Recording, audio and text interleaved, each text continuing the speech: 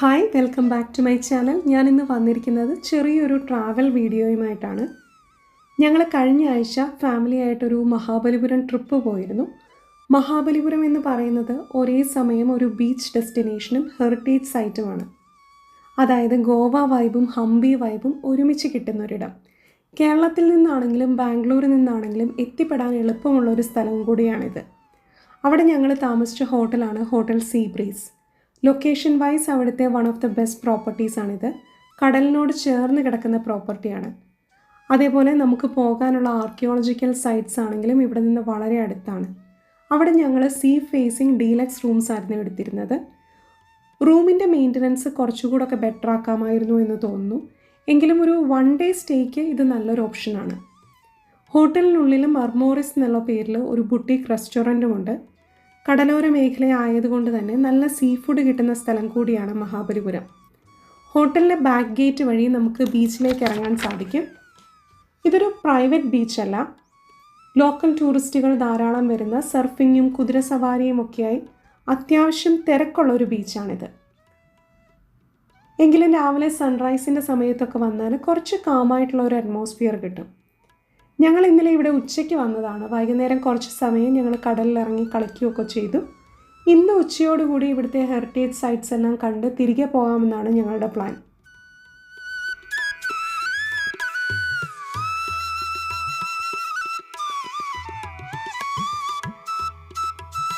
ഇന്ത്യയിൽ ആകമാനമുള്ള 44 UNESCO world heritage സൈറ്റുകളിൽ ഒന്നാണ് മഹാബലിപുരം. AD 600-നും 800-നും ഇടയിൽ പല്ലവ രാജവംശത്തിന് കീഴിൽ കരിങ്കല്ലിൽ നിർമ്മിക്കപ്പെട്ടിട്ടുള്ള ക്ഷേത്രങ്ങളും മണ്ഡപങ്ങളും ഒക്കെ ഉൾപ്പെട്ട ഈ പ്രദേശത്തെ മുഴുവൻ ആർക്കിയോളജിക്കൽ മോണുമെൻറ്റ്സിനെയും ചേർത്ത് group of monuments at Mahabalipuram എന്ന പേരിലാണ് ഈ സൈറ്റ് അറിയപ്പെടുന്നത്. അതിൽ തന്നെ ബംഗാൾ ഉൾക്കടലിനോട് ചേർന്ന് ഏറെ പ്രൗഢിയോടെ ഉയർന്നു നിൽക്കുന്ന ഒരു അത്ഭുത നിർമ്മിതിയാണ് മഹാബലിപുരം ഷോർ ടെമ്പിൾ. 8-ാം നൂറ്റാണ്ടിൽ പണി കഴിപ്പിച്ച ഈ അമ്പലം ആദ്യകാല ദ്രാവിഡ ആർക്കിടെക്ചറിൻ്റെ വളരെ മനോഹരമായ ഒരു ഉദാഹരണം കൂടിയാണ്. ഇവിടെ പ്രവേശിക്കാൻ 40 രൂപയുടെ ഒരു ടിക്കറ്റ് എടുക്കേണ്ടതുണ്ട്. ആർക്കിയോളജിക്കൽ സർവേ ഓഫ് ഇന്ത്യയുടെ സൈറ്റിൽ നിന്ന് ഓൺലൈനായിട്ടാണ് ഞങ്ങൾ ടിക്കറ്റ് എടുത്തത്. അതല്ലെങ്കിൽ ഇവിടെ എൻട്രൻസിലുള്ള ടിക്കറ്റ് കൗണ്ടറിൽ നിന്ന് നേരിട്ടും എടുക്കാവുന്നതാണ്. ഈ ടിക്കറ്റിന് ഒരു ദിവസത്തെ വാലിഡിറ്റിയാണുള്ളത്. ഇതുപയോഗിച്ച് മഹാബലിപുരത്തെ എല്ലാ ആർക്കിയോളജിക്കൽ സൈറ്റുകളും സന്ദർശിക്കാവുന്നതാണ്.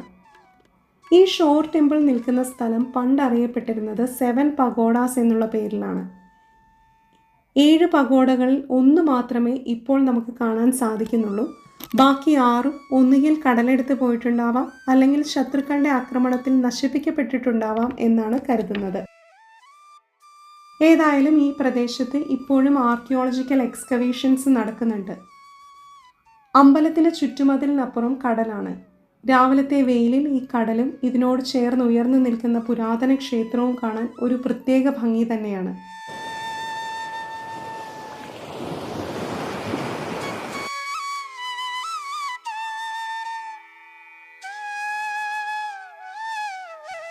ഷോർ ടെമ്പിളിൽ നിന്ന് ഞങ്ങൾ നേരെ പോയത് പഞ്ചരഥാസ് അല്ലെങ്കിൽ 5 രഥാസ് എന്ന പേരിൽ അറിയപ്പെടുന്ന ഒരു ആർക്കിയോളജിക്കൽ കോംപ്ലക്സിലേക്കാണ്.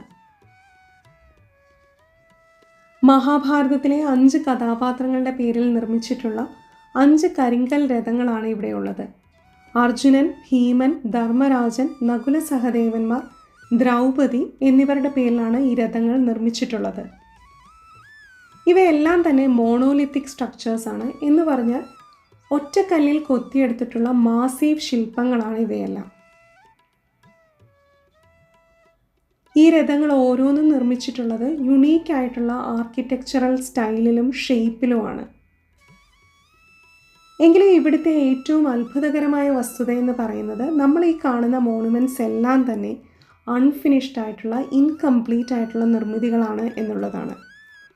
ഇത്രത്തോളം കഷ്ടപ്പെട്ട് ഇത്രത്തോളം ഭംഗിയായി ഇവിടെ വരെ എത്തിച്ചിട്ട് എന്തുകൊണ്ട് അവസാന നിമിഷം ഇതിൻ്റെ നിർമ്മാണം ഉപേക്ഷിച്ചു എന്നതിനെപ്പറ്റി ആർക്കും വ്യക്തമായ ധാരണയില്ല. ചരിത്രത്തിലെ ഉത്തരം കിട്ടാത്ത ഒരു ചോദ്യമായി അതിന്നും നിലനിൽക്കുന്നു. ഇൻകംപ്ലീറ്റ് ആണെങ്കിലും നമ്മളെപ്പോലുള്ള സാധാരണക്കാർക്ക് ഇതൊരു ആർക്കിടെക്ചറൽ മാർവല് തന്നെയാണ്.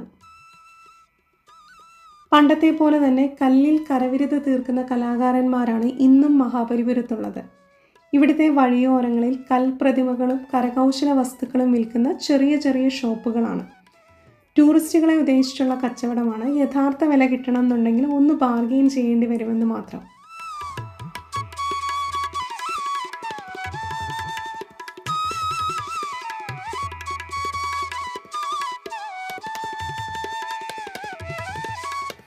ഇനിയുള്ള നമ്മുടെ ഡെസ്റ്റിനേഷൻ മഹാബലിപുരം ലൈറ്റ് ഹൗസ് ആണ്. പഞ്ചരഥാസിൽ നിന്ന് തിരിച്ചു വരുമ്പോൾ റോഡ് സൈഡിൽ തലയുയർത്തി നിൽക്കുന്ന ലൈറ്റ് ഹൗസ് നമുക്ക് കാണാൻ സാധിക്കും. ലൈറ്റ് ഹൗസിനോട് ചേർന്നാണ് മറ്റൊരു ആർക്കിയോളജിക്കൽ സൈറ്റായിട്ടുള്ള മഹിഷാമർദിനി കേവ് സ്ഥിതി ചെയ്യുന്നത്.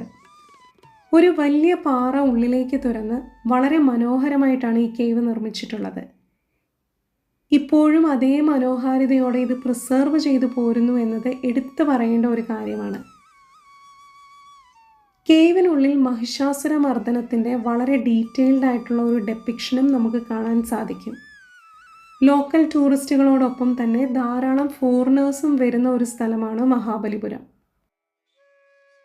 1904 നിർമ്മിച്ച ഈ ലൈറ്റ് ഹൗസ് ഇപ്പോഴും ഉപയോഗത്തിലുള്ളതാണ്. ഇതിൻ്റെ ഉള്ളിൽ കടക്കാൻ നമ്മൾ സെപ്പറേറ്റ് ടിക്കറ്റ് എടുക്കണം.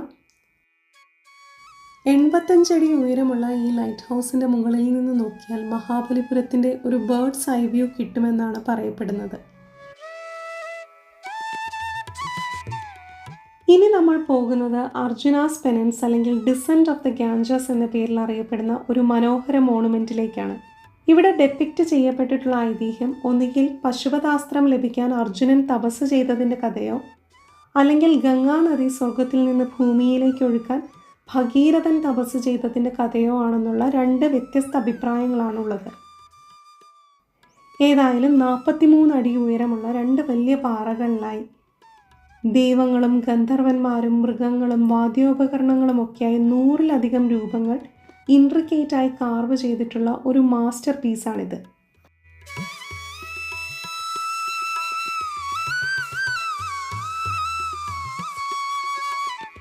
ഇവിടുത്തെ മറ്റൊരു മേജർ അട്രാക്ഷനാണ് 250 ടണ്ണിലധികം ഭാരമുള്ള ഈ ഉരുളൻ പാറ 45 ഡിഗ്രി ആംഗിളിൽ ഇങ്ങനെ താഴെ വീഴാതെ അത്ഭുതകരമായി നിൽക്കുന്നത്.